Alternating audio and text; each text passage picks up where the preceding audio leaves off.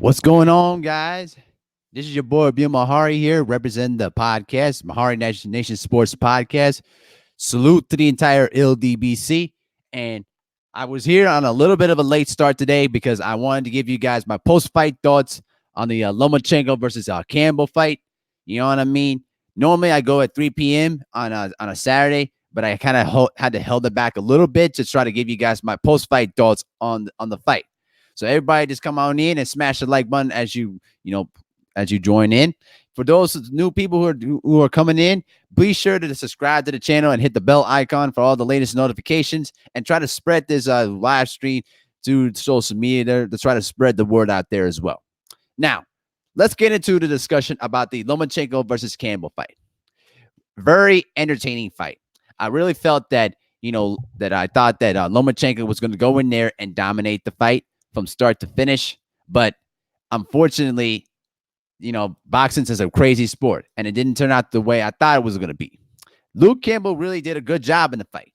He really did a really good job of, controlling the pace, fighting off of the different angles. But more importantly, I felt that he did a good job of body punching, not committing too much to his punches, but also changing the angles of his attack, really, because the truth of the matter is Lomachenko likes to fight in a fast-paced type of approach. And he doesn't like a grinded out type of fight.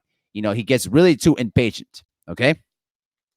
The way I looked at it in the early portions, maybe through rounds 1 through 3, was a bit of a pity pat type of a sparring approach, because both these guys were not really committing a lot to those punches.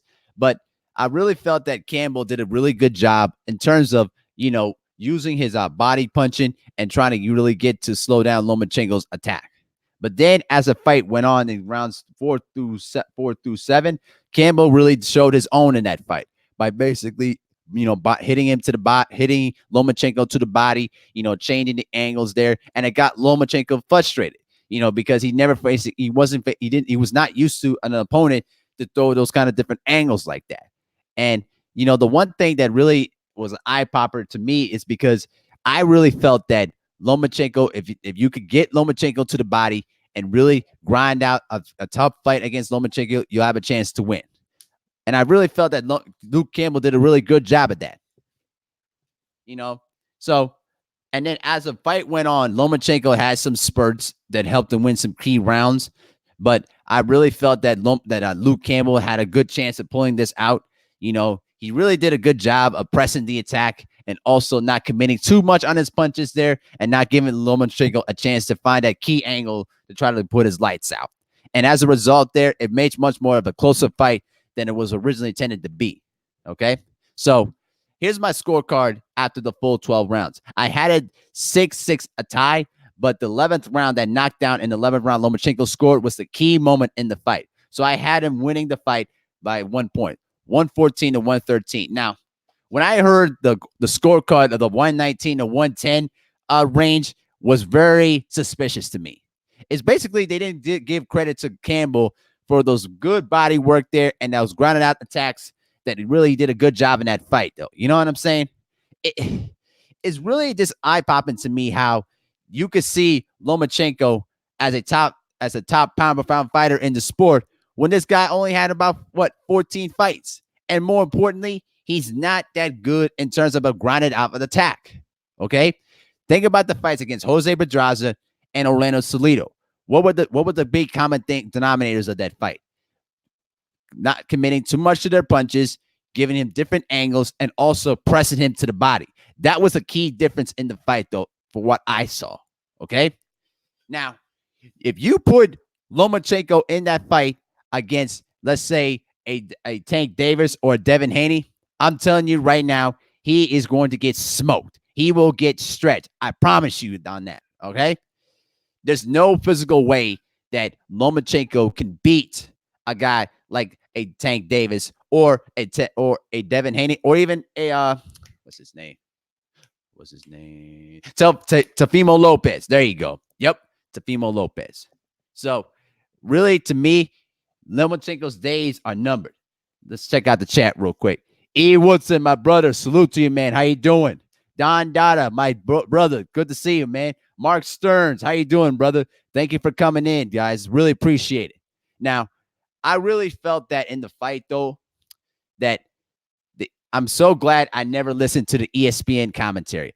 I was actually listening to a different telecast, a Russian telecast there, so I didn't have to listen to the garbage of Andre Ward and Tim Bradley because I knew that they were going to spit out some garbage that was just going to be not true. Now, if I were talking to Tim Bradley right now, I would ask him this question: do you still look at Lomachenko as a top pound-for-pound fighter in the sport after what you saw in the fight?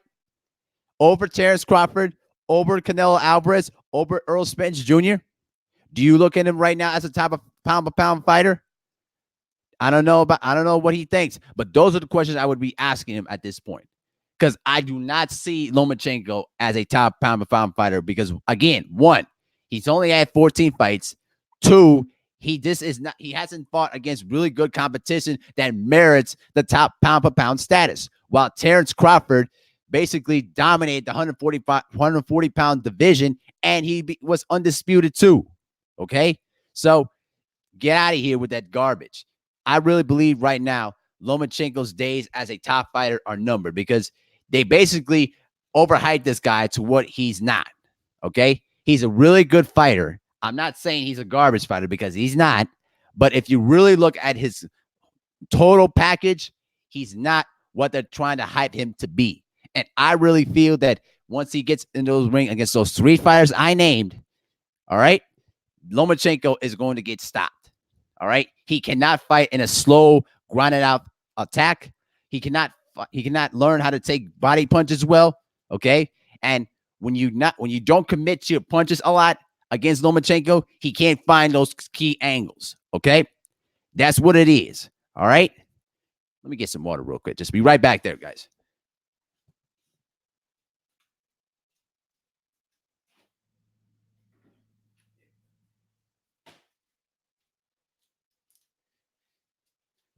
Hey, chosen one, number 15. How you doing, my brother? Welcome to the channel, my friend.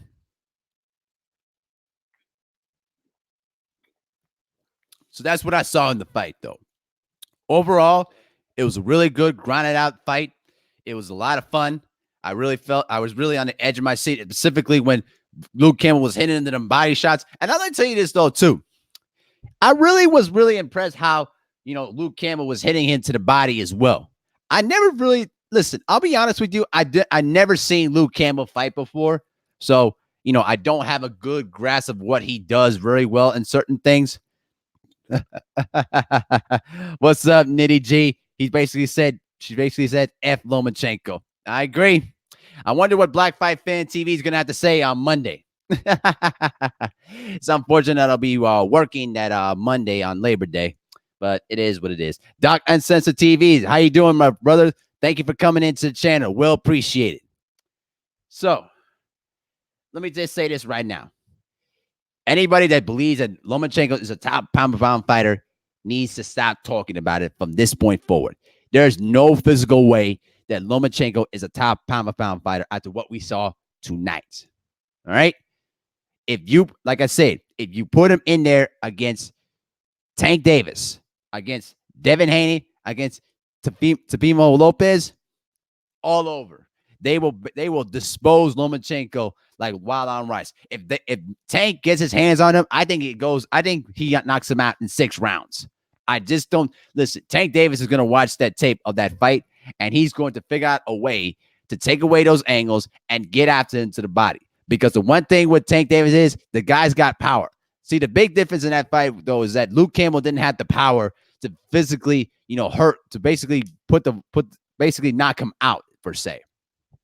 And then after that, Lomachenko was able to rest some in the fight. But to me, Lomachenko really wears himself down as the fight as each fight progresses, because he gets out the good starts, he gets into a fast-paced type of round, but then when you basically get into the deeper rounds, okay, so when you get into the deeper rounds, he tends to gas out and he tends to, lose stamina a bit, and then that's where he gets deceptive of getting hit, okay?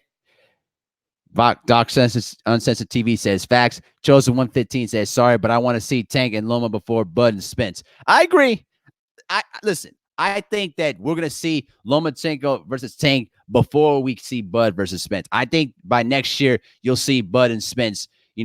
Late next year, in my opinion. I don't think it's gonna happen early next year, but I think Tank needs to go up there. I don't care if he has to go on social media because in the past I've called Tank Davis a Twitter thought, but the thing is, Tank Davis needs to really go to Mayweather, get into his face, said, I don't care what you had to do. I don't care if you had to kiss Bob Aarons behind to make the fight, make the damn fight happen.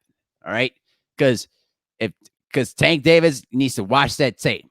I believe that Tank Davis can really be the guy to really dispose of Lomachenko.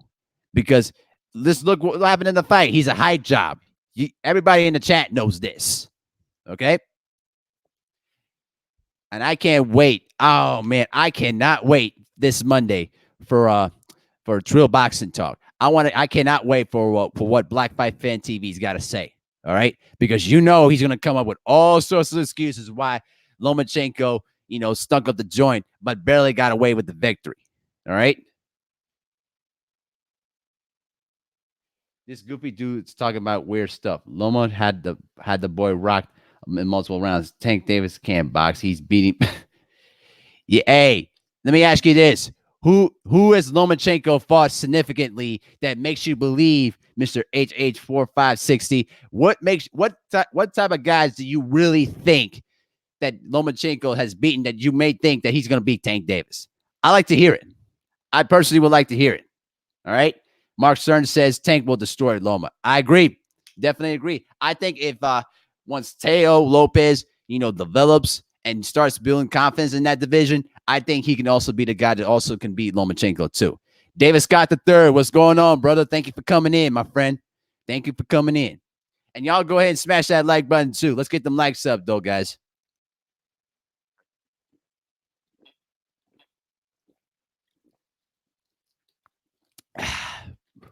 Boy, all this talking can make your throat dry too.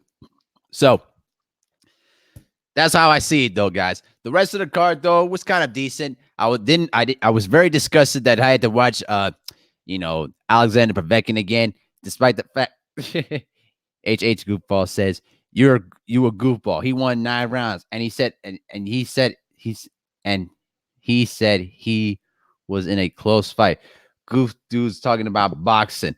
Okay, so let me ask you this: What were your thoughts when Luke Campbell was hitting into the body? I would like to know what your thoughts are, sir. All right. I'm not gonna do anything. Bro, you talking about you wish you stayed facts. Guess what? I am stating facts. And guess what? That's why you're out of the chat. So let me say this to you.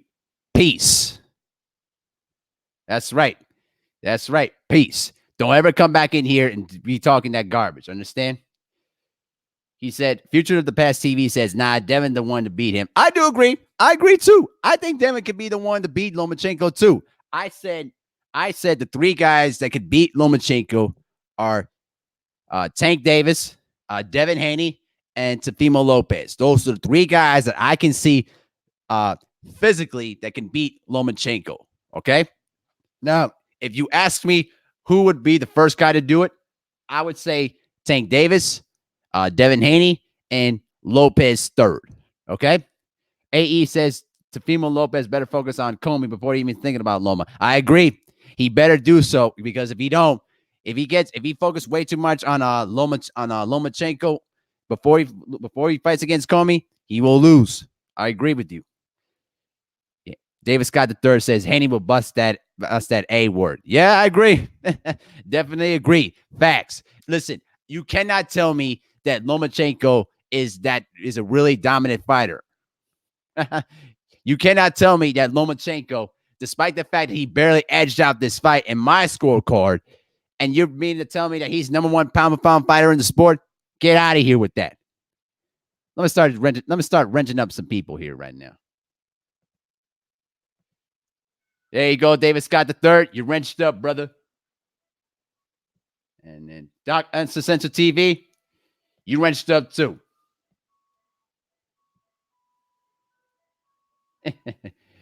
OMG says you so delusional. Oh, thank you very much. Let me give this one to you. Peace. Yeah, that's right. Where was that response so when you finally inhaled when Lomachenko won the fight? Get out of here with that, brother. Get out of here with that. Boy, I'm telling you, these trolls are coming in heavy today. Let me tell you. I love this hate, bro. Listen, LDBC, we get a lot of love and we get a lot of haters.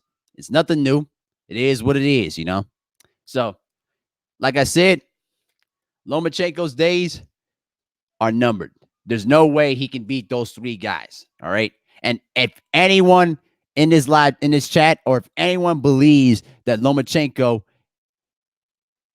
is going to beat all those three of those guys, y'all smoking something. David Scott III says, I wonder what Black Fight fans got to say about this fight. Thanks for the wrench. No problem, man. You know what? I can't wait for Monday too. Listen, let me tell you something. The reason I always harass Black Fight fan, specifically on Lomachenko, is that he's not as good as what people think he is. Okay? That's the issue I have with Lomachenko. Okay? He's a really good fighter. He can fight good combinations, and he's a very fast-paced type of fighter. But in those two key fights, when he lost to Salido, when he barely won against Jose Pedraza, what happened? The tempo of the fight was slowed down, and they attacked Lomachenko to the body. Okay? And that's what Luke Campbell was doing. Luke Campbell did a really good job of controlling the pace and not giving Lomachenko any angles to try to knock him out. All right. I actually thought this fight was going to only last 6 rounds before Lomachenko found him out and basically put him on his behind. Yep. Doc Uncensored TV says, F the trolls. Continue speaking the whole truth, Mehari. Yes, sir. I will most certainly do that. Trolls don't bother me at all. They're just trolls. Who cares? Now, let me get back to my points, okay? Now, I want the original point that I also wanted to talk about with Tim Bradley is, how can you sit there and say that Lomachenko is your number one pound-for-pound fighter in the sport when Terrence Crawford unified 140 pounds, and he's so-called your friend? Seriously, bro? Like, are you really going to really ruin your own credibility by making that kind of statement? The only reason why you have a job at ESPN is because you are loyal to Top Rank. You're like the black Skip Bayless in boxing, okay? And it's very clear to me that you don't care about credibility. You just say what's on your mind, but at the same time, you don't make any sense at all. I think his brains are still smushed around when he got his ass beat basically by Baraknikov.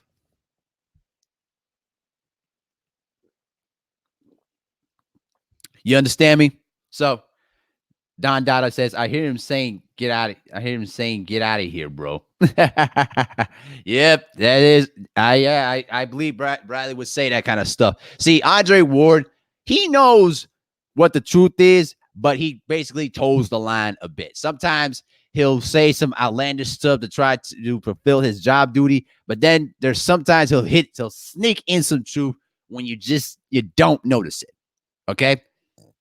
But I wouldn't trust Andre Ward either on his opinions there too. So that's just how I see it. You know what I'm saying? Yeah, we got 12 likes and we got 4 dislikes. Hey, haters, you're not gonna get me off my square. So good try. Muhammad is the one. What's going on, brother? How you doing, man? He says, kiss a word, Timmy. Exactly. Nitty G says, facts. Lomachenko was no scrub, but he's very overrated. Agreed. Mark Stern says, facts. Tim Bradley is the Ben Carson of boxing. Definitely. Great analogy, Mark Stearns. David Scott III says Bradley is pathetic. I agree. I definitely agree. I really think that, Tim Bradley, I think he just doing this because he's acting acting in the words of a company man. That's what I see. Doc Sensitive TV says Tim is talking like that shock value to keep people talking. Yep. Agreed. Definitely agreed. Now, what I hope to come out of this fight is after this fight is this. What I hope for is this. I really hope that we do get Lomachenko versus either Tank Davis or Devin Haney. by next year. Okay. Because I don't think Lomachenko is going to retire without facing those kind of guys. Now, we already heard rumors about him, wanting to retire, by the end of by the end of this year or possibly by next year. But I don't see that to be the case. If he doesn't fight those guys, we're really going to judge him very harshly, because what ESPN is going to do is they're going to grade him very unfairly to one of the greatest fighters of all time, which is absolutely ridiculous. Okay? You cannot tell me that Lomachenko is greater than Muhammad Ali or greater than, let's say, Floyd Mayweather. Are you kidding me? Floyd Mayweather was already knocking out dudes at 140 pounds and actually was dominating dudes at lower weight classes before he went up to 147. Get out of here with that, ESPN. Get out of here with that. Okay? So the thing is this. Like I said, Lomachenko is a really good fighter. I'm not saying he's a whack fighter, but the hype that he's obtained does not merit what his skill level is. Okay. So Don Dada says, don't hate the great debate. Smash the like button. Agreed. Y'all smash that like button here, guys. We got 11 people in here. Go ahead and smash that like button if you can for me, guys. I really would appreciate it. You know what I'm saying? It's really a fun thing to talk about when you talk about these kind of fighters, though, man. Let me tell you something. I really felt that Luke Campbell almost had a chance to pull this out, though. We were, let me tell you, if there were an upset that was very close to Joshua versus Ruiz, I really felt that we were getting close to an upset as the fight progressed, because Lomachenko, despite the fact that he was throwing good punches, he wasn't hurting Campbell as much as he should have, which really showed me, one, the durability of Luke Campbell, and two, the fact that Lomachenko in the higher weight classes, his power does not duplicate in the power in the tough weight classes like 140 and some stuff. Okay, 135. So the one thing that I always will look on for Lomachenko is, can he really learn how to fight a different pace? When the fight gets slow, when it gets into a grinded out phone booth type of fight, can he make the key adjustments to try to, win a fight with that kind of style? I don't think he will. David Scott III says Tank needs to clap back, but he won't. I know. You see, that's what I'm worried about with Tank Davis. Tank Davis, to me, is a guy that is very capable of beating Lomachenko. But the problem is he just does not have him on his radar, and that's very disturbing to me. The one thing that I'm concerned about with Tank Davis is that he's allowing the influences of, pockets of success around him to dictate, what his career path is going to be. The one thing that I'm worried about with Tank is that he said it himself that he doesn't train, in between fights or when he doesn't have a fight. And so he goes up and balloons in weight. And then when he is signed up to fight, then he gets into the weight room and then loses all that weight. Over time, as you get older, it really wears down on your body, and which means he'll have to go up and fight in higher weight classes, which means he will probably going against bigger and stronger fighters at that 135 to 140 pound range. Okay. That's what I'm worried about. Teofimo Lopez at this point is inexperienced. Okay. He hasn't had enough big fights to really, really test the waters of what he can do. I really do believe he has a good skill set to beat Lomachenko, but he doesn't have the experience yet. Now with Devin Haney, it's the experience level, but his skill level is really, he has a really good upside to me. And to me, I think if you can make a good case that Devin Haney has a really good shot of beating Lomachenko. Tank Davis has got the skill set to do it, and he's got power, but his confidence, what's inside his mind, is he doesn't believe he can beat Lomachenko, and he hasn't called him out on anything. So I'm worried that Tank may not believe he can beat Lomachenko when in actuality he can. You know what I'm saying? Jalil the Leader. Hey, Jalil the Leader, welcome to the channel, sir. He says Loma is nice, but I see Devin Haney beating him next year, and Comey has super punchers to have a super puncher's chance of winning. I agree. That's a really good point, Jalik the Leader. Yes, you're right. I think that when you look at those three guys, I think those three guys have really good upside to beat Lomachenko. But like I said in those previous points I made just a few seconds ago, there's going to be a lot of question marks as to how these guys will develop and how these guys will get up in weight as they start moving up themselves. You know what I'm saying? Hold on one second. Let me get a water break.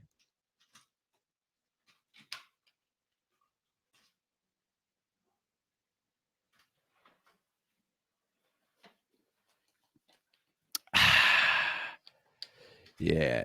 David Scott III says, gotta go, but you got locked. You got it locked, bro. Thanks, man. I really appreciate it, bro. No problem, man. Mark Stern says, I think Mayweather has a muzzle on Tank. I do. I really do. I think that I think Floyd Mayweather's doing whatever he can to protect his key investment there instead of putting him out there against really good fighters around him. And Jalil the leader says Loma's got short arms and forcing him to fight that way, and someone's going to pick up on him complaining that to the ref. I know, especially during the times when he was basically, grappling Campbell, because again, he has a very short reach and he has to really get in close to try to hurt an opponent. You get what I'm saying? So at the end of the day, though, man, Lomachenko, I really believe his days are numbered, and I really think that he's not going to really beat those guys, and he's not the number one pound-for-pound fighter in the sport. You could bet on that. So I'm going to go ahead and just wrap this up, though, guys. I really appreciate you guys coming in there. We got 11 people watching this live stream today, and we had over 15 likes on the board. Really appreciate all the support, though, man. Just go ahead and share the word about this podcast to your social media platforms. But all the new people that also came in, though, too, as well, go ahead and hit the subscribe button. Hit the bell icon for all the latest notifications when I go live there as well. We're going to have more discussions about this fight and other boxing news tomorrow as well. So I'm going to go ahead and close the stream down, but I really appreciate all the support. This is Abil Mehari for MehariNation Sports Podcast. Salute to the entire LDBC, and we out. Have a good night, guys.